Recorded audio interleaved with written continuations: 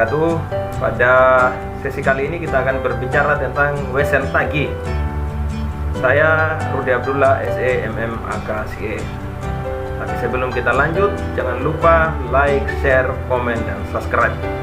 Baiklah, kita mulai materi kita yang berjudul wesel tagih.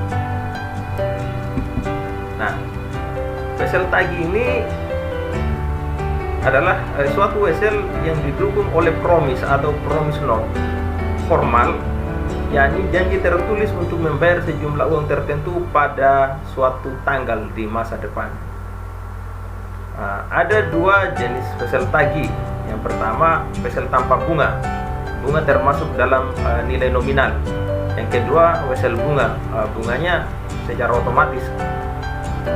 Nah, berdasarkan waktunya, ada yang disebut dengan wesel jangka pendek, dicantumkan pada nilai nominal, dikurangi penyisihan, bukan merupakan subjek amortisasi prime atau diskonto.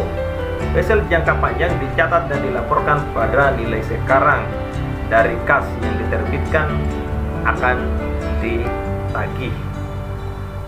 Oke, itu wesel. Kita lihat dulu wesel tanpa bunga ya.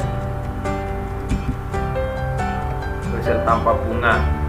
Wesel tanpa bunga ini dihitung sebesar nilai sekarang dari kas yang akan diterima saat jatuh tempo, terutama jatuh tempo nilai nominalnya. Selisih antara nilai nominal dengan nilai sekarang dicatat sebagai diskonto dan diamortisasi ke pendapatan bunga sepanjang umur wesel tersebut. Nah, contoh kita lihat ilustrasi ya. PT Karunia menerima wesel tagih bunga berjangka waktu 3 tahun, nilainya $10. Suku bunga implisitnya sebesar 9%. Coba kita lihat di sini, DF-nya yaitu 3,9%. Jadi 0,77219. PV-nya jadi PV-nya ini nanti singkatan-singkatannya ini nanti saya jelaskan di poin selanjutnya ya. PV-nya 0,77 seperti yang di atas tadi, kemudian dikali dengan $10.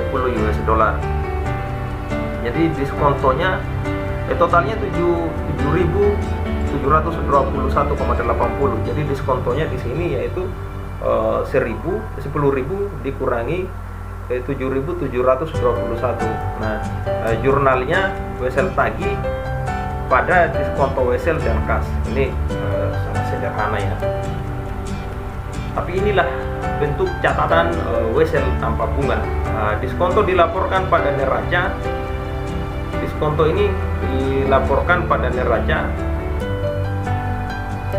sebagai akun kontra dari wesel tagih. Diskonto harus diamortisasi selama utang wesel dengan metode bunga efektif. Akun yang akan terpengaruh adalah pendapatan bunga. Oke, selanjutnya ini adalah skedul amortisasi diskonto wesel metode dengan bunga efektif.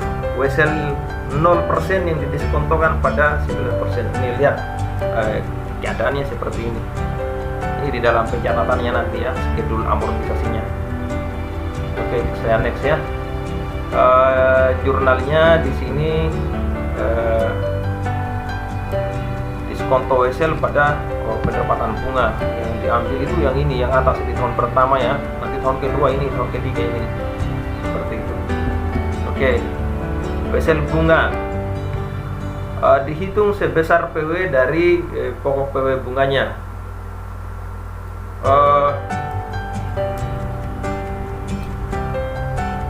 Selisih sebagai diskonto diamortisasi selama umur weselnya.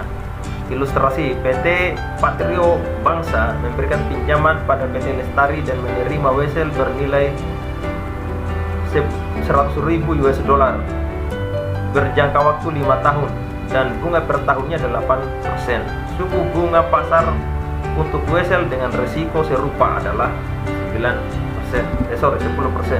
Nah, ini coba kita lihat.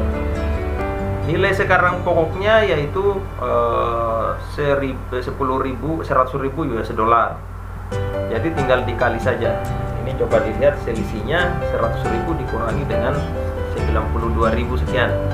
sama dengan 7.582 diskontonya. Ini adalah perhitungannya. Jadi kalau jurnalnya wesel tagih pada diskonto wesel dan kas, nilainya sama 100.000. Nah, ini juga schedule amortisasi diskonto wesel, metode bunga efektif wesel 8% didiskontokan pada 10%. Saya geser sedikit ya. Nah, ini coba dilihat. Oke. Selanjutnya ini jurnalnya.